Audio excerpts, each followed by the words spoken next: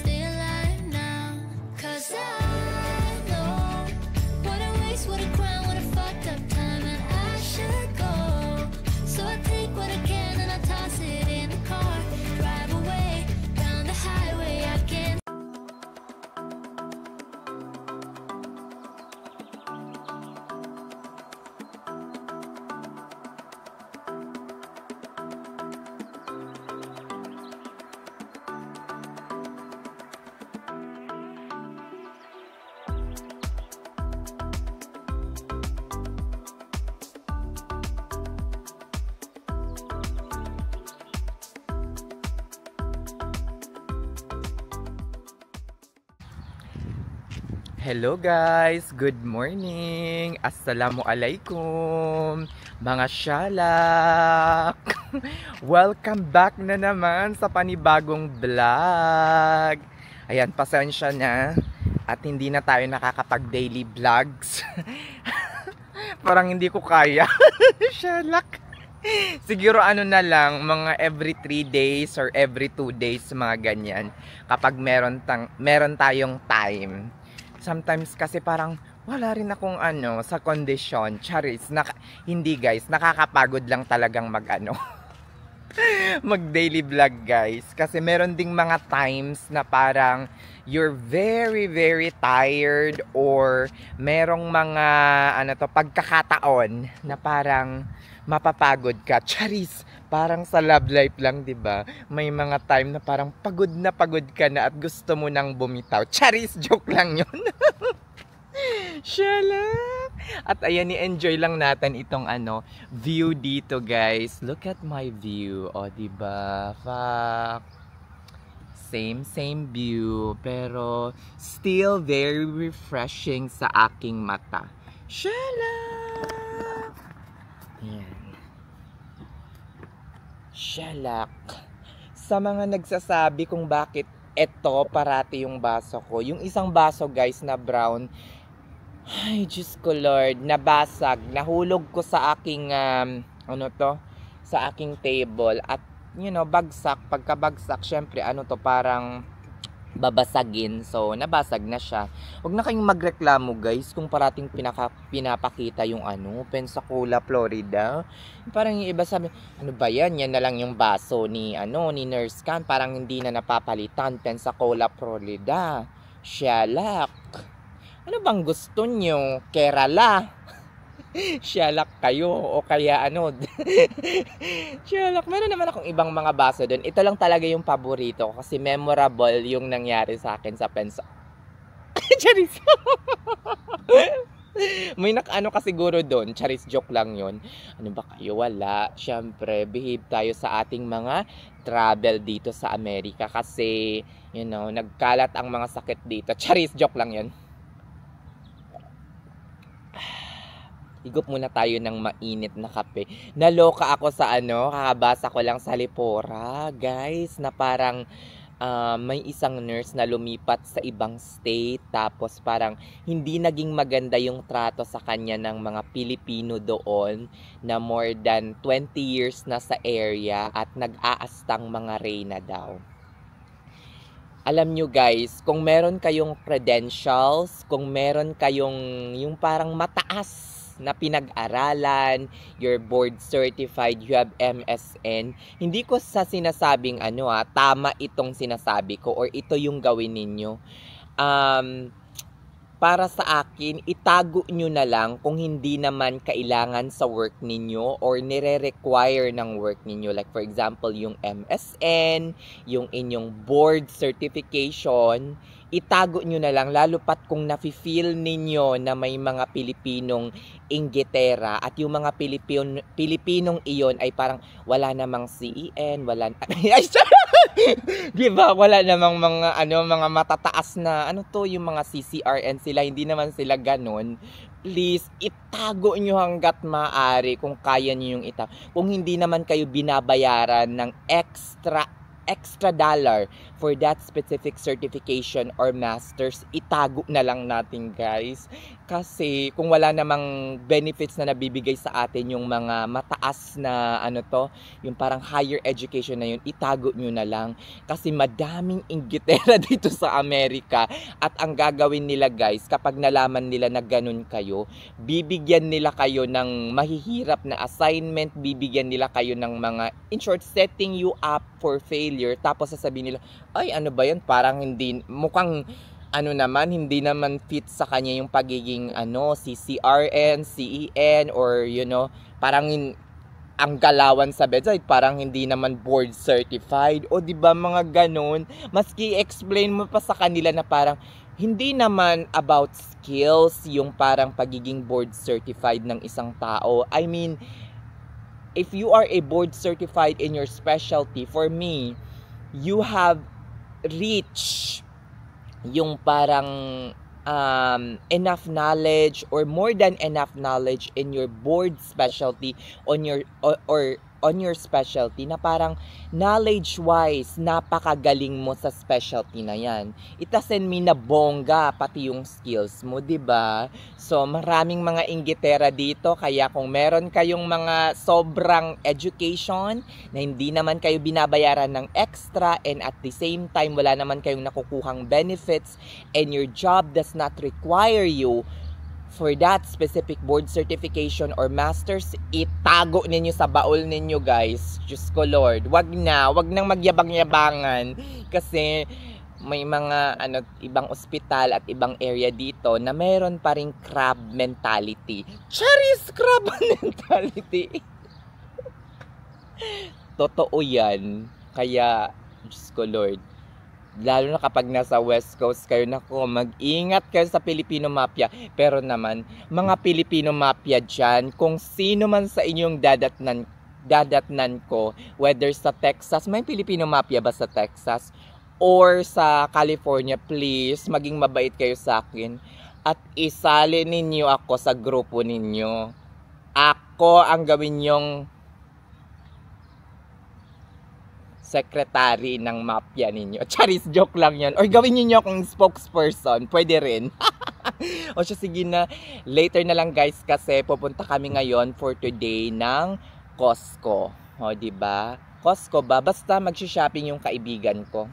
Mag-shopping ng mga grocery. Ay, sarap. Shelak!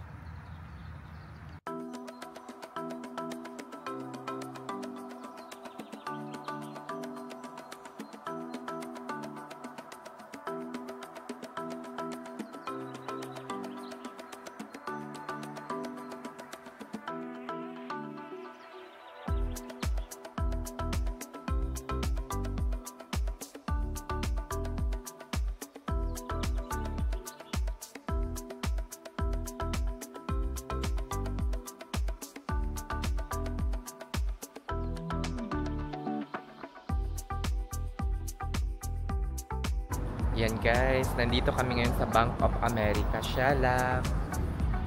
Kami ni Ate Van. Kasi i-withdraw namin yung milyones namin. Shala.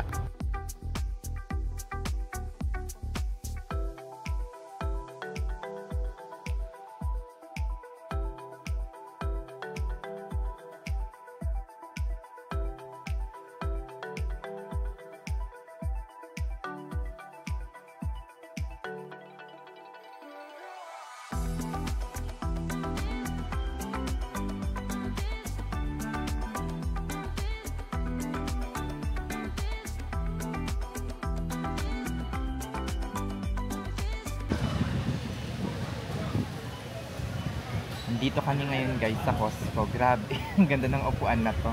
Nag-aantay ako kay Ate Badessa. Parang gusto ko nang bilhin. Shalak. O diba? Sarap. Baka ano.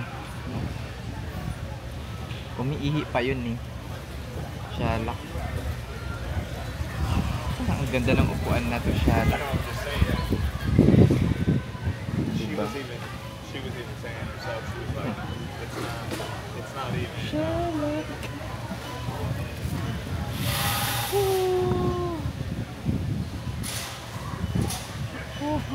Shout out pala kay ano, ngayon ko lang na naalala kay Sir Jupin. Thank you sa panonood ng mga vlog ko. Shalak. Grabe no, parang nakaka-relax siya guys. O diba? Parang nakakaloka no. Sana magkaroon ako ng ganitong upuan paglipat ko ng Texas Woodland, diba?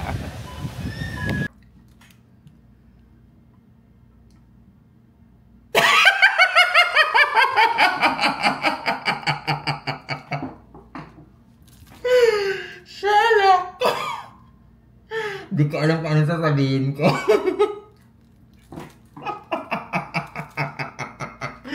Vlogger, pero nanonood kasi ako ng natatawa lang ako kay Sir nyo, siguro kilala nyo to. Shalak. Anyway. Ayan. Kumakain ako ngayon guys. And kumakain ako ng avocado. After this, punta tayo ng gym para makapagpapawis-pawis naman.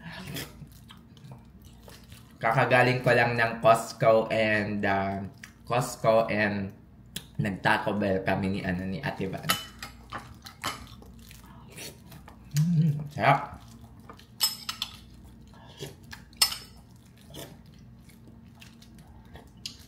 Higop talaga. Siya. Dara na guys. Let's go na. Kasi gusto kong, para ma-improve natin yung ating katawan. Para, charis. para may content lang pala.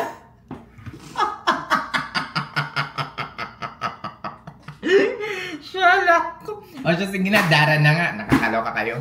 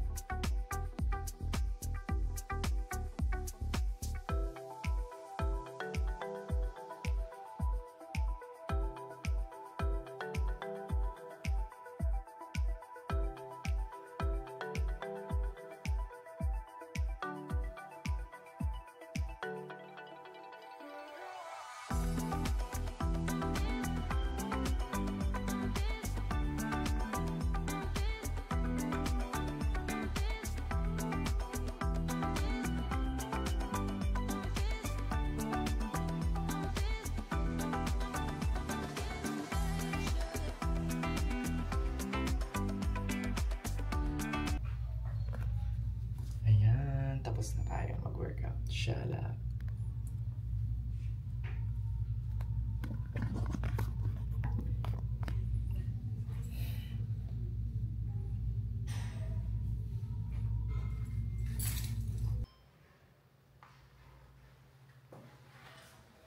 Narayang, yari na kita. Bye. Charis.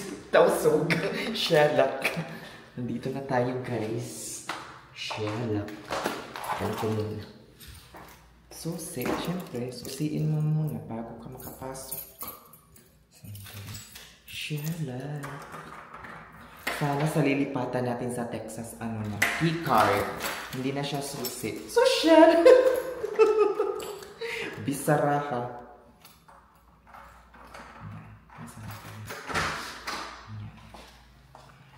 Dara na guys. Yan mga shalak! Nandito na ako sa bahay. Kakauwi ko lang galing gym. Shalak talaga day! Ayan. Alam nyo guys, kanina parang nakapag-desisyon na ako. Nakapag muni-muni na sa Florida na ako lilipat at hindi na sa Texas. Charis lang! Shalak! Ayan, nagkumakain na ako. Char lang. Siyempre, nakapag-prepare na tayo. Saan nyo ba ako gustong lumipat? Florida or Maryland? Charis, joke lang yun ha. Baka alin nyo. Texas talaga tayo lilipat. Houston, Texas. Mga shalak!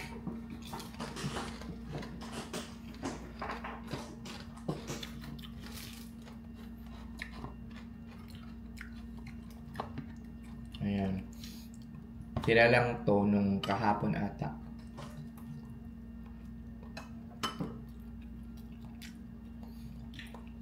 Ayan.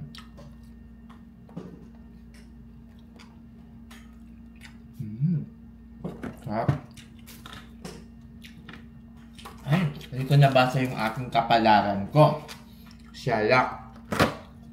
Kasi kapag bumibili ka sa Panda Express, meron ng ano, parang coat na nasa loob ng parang cracker. Basahin natin.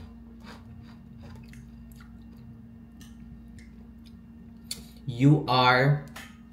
Okay, pakita ko sa inyo. Hindi nyo siguro makita. Basahin ko na lang. Di naman siguro ako magsisinungaling, no? Babasahin yung hindi nakasulat dito. Shalak!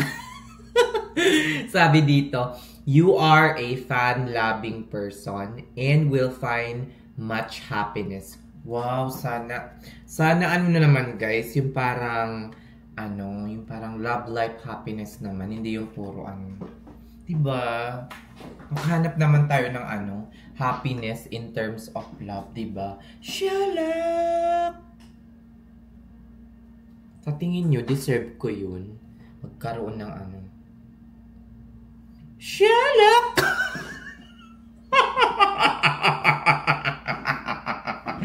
Ayan, yung tawa ko talaga guys. Parang hindi ko mapigilan. Pasensya na. I'm just being real. Diba? At least hindi masyadong nagpapanggap. Let us all be real. Real agad. O siya, sige na guys. Parang wala naman kayong natutunan sa araw na to, no? Parang wala naman, parang hindi naman informative yung araw na to, no? But anyway, magkita-kita ulit tayo bukas, no? Para i-watch ang aking video at para magka-content ulit. Charis, joke lang yun. Shalak. O siya, sige na guys. Thank you so much sa pagsama sa akin for today's video. Maraming salamat po and hanggang sa muli nating pagkikita. Baka nandoon na tayo sa Florida. Ay, joke lang. Siyempre, Texas. Sige na, bye-bye. Shalak! May paganyan pa. Ulitin natin. Shalak!